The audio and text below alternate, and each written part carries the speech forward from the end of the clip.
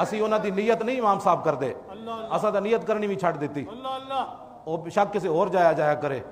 ساڈے امام صاحب نے میں کہہ دیتا ہے بھئی کدی انہاں دی نیت نہیں کرنی، ساری زندگی اپنی نسلاں نوں بھی اسی کہہ جاواں گے جڑے انہاں دے حامی ہیں، انہاں دے ووٹر ہیں، ساڈے پیچھے انہاں دی نماز ویسے بھی کوئی نہیں ہوندی، کسی اور مسجد دا رخ کیتا کرو۔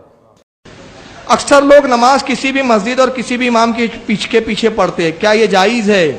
بالکل جائز نہیں ہے۔ سنی امام دیکھنا چاہیے، بد عقیدہ وہابی کے پیچھے نماز نہیں ہوتی، اس لیے کہ اس کے بعد ایمان ہی نہیں ہے۔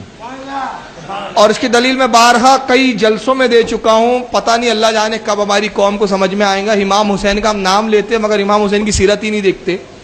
22,000 یزیدیوں کے پیچھے کربلا میں امام نے نماز نہیں پڑھی، 72 لوگوں کے ساتھ الگ جماعت بنائی اور درس دیا کہ بڑی جماعت مت دیکھو، امام کا عقیدہ دیکھو، امام صحیح ہے تو پڑھو ورنہ چھوڑ دو، تو بڑی جماعت کا روب مت دکھائیں کوئی۔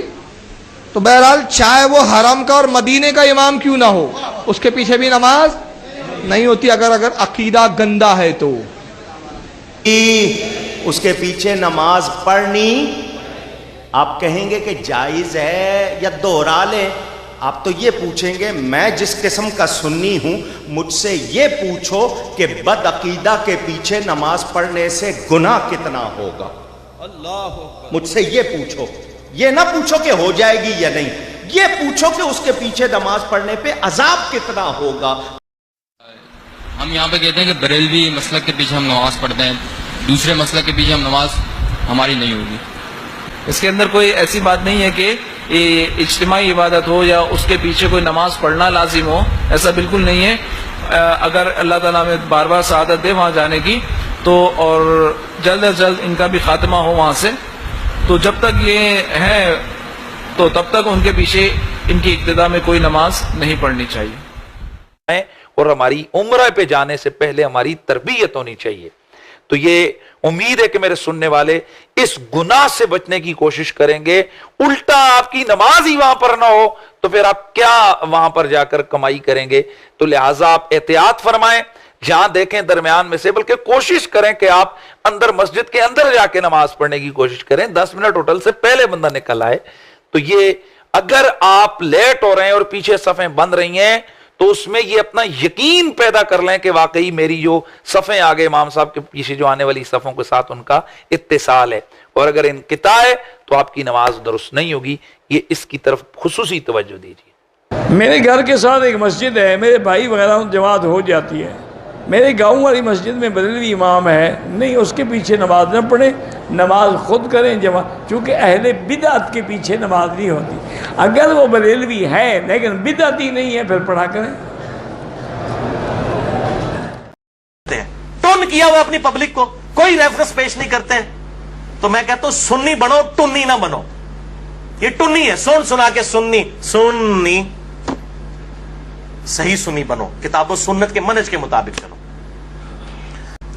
تو یہ ابن عمر رضی اللہ تعالیٰ عنہ کے بارے میں روایت وہ والی بیان نہیں کریں گے، وہ خوارج کے پیچھے نمازیں پڑھتے تھے، ان کو سلام کرتے تھے، اور صحیح بخاری کی 694 نمبر حدیث اور اگلی 695 نمبر حدیث، میں کہتا ہوں یہ دونوں کڑوی گولیاں ہیں ان مولویوں کے لیے، اور یہ ساروں کے لیے، بریلوی، دیوبندی، اہل حدیث، شیعہ، جو سب اس قسم کے فتوے دیتے ہیں نا کہ ایک دوسرے کے پیچھے نماز نہیں ہوتی ہے، ان کے لیے یہ کڑوی گولیاں ہیں۔ 695 نمبر حدیث جو صحیح بخاری میں ہے، اس کے اوپر تو امام بخاری نے باب باندھ دیا ہے کہ باغی اور بدعتی کے پیچھے نماز پڑھنے کا حکم ہے خلیفۃ المسلمین سیدنا عثمان غنی رضی اللہ تعالیٰ عنہ وعلیہ السلام کی طرف سے کہ باغیوں اور بدعتیوں کے پیچھے نماز پڑھو۔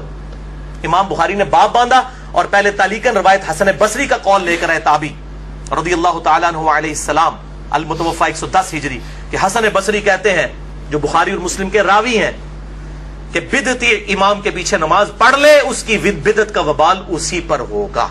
اور پھر نیچے روایت لے کر آئے امام بخاری 695 نمبر صحیح بخاری میں، جو مولویوں کے گلے سے نیچے نہیں اترتی، کہ سیدنا عثمان غنی رضی اللہ تعالیٰ عنہ کو جب باغیوں نے محصور کر لیا، مسجد میں آنے پر پابندی لگا دی، ان کے دور خلافت میں لوگ حاضر ہوئے، کہا اے امیر المومنین ہمارے امام تو آپ ہیں، اور یہ فتنوں کا امام، بدعتی امام مسجد پر قابض ہے اور نمازیں پڑھاتا ہے، ہمیں اندیشہ ہے کہ ہم کہیں گناہ گار نہ ہو جائیں ان کے پیچھے نماز پڑھ کے۔ تو سیدنا عثمان نے یہ نہیں کہا اپنی 1.5 اینٹ کی مسجد لادہ بنا لو، حالانکہ سب سے بڑی چیز ان کی سٹیک پہ لگی ہوئی تھی خلافت.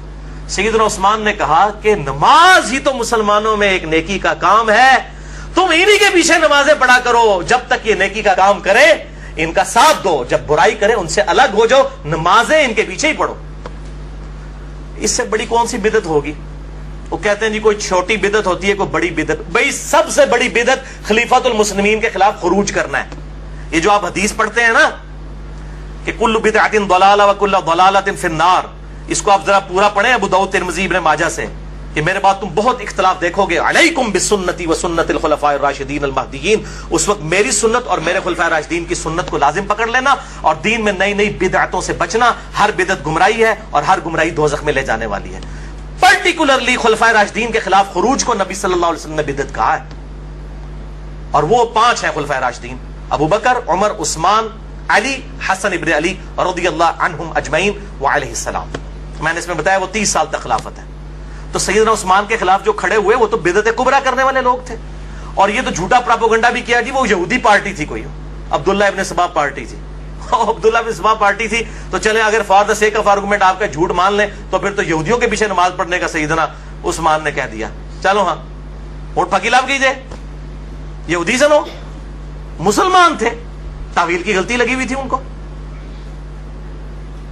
ان کے سرگنا محمد بن ابی بکر سیدنا ابو بکر کے بیٹے تھے. بعد میں خیر وہ پیچھے ہٹ گئے, وہ ایکسٹریم تک نہیں گئے, شہادت میں وہ شامل نہیں ہے, مسلمان تھے. مسئلہ نمبر 116-20 سن لیجئے میرا, کہ سیدنا عثمان کی شہادت کی اصل وجہ کیا تھی. بس ان کی کچھ پالیسیز ایسی تھیں جن کی وجہ سے صحابہ کو ان سے اختلاف ہو گیا تھا, اور وہ اختلاف پھر ایک خاص درجے کو تجاوز کر گیا, حتیٰ کہ سیدنا عثمان رضی اللہ تعالی عنہ وعلیہ السلام کو مظلوماً شہید کر دیا گیا.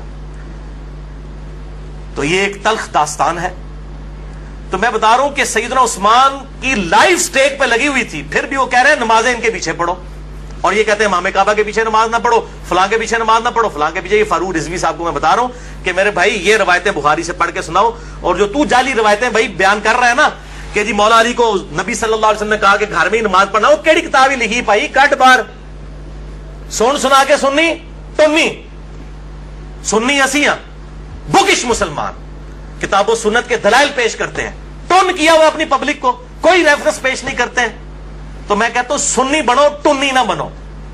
یہ ٹنی ہے, سن سنا کے سننی, سنی صحیح سنی بنو, کتاب و سنت کے منہج کے مطابق چلو.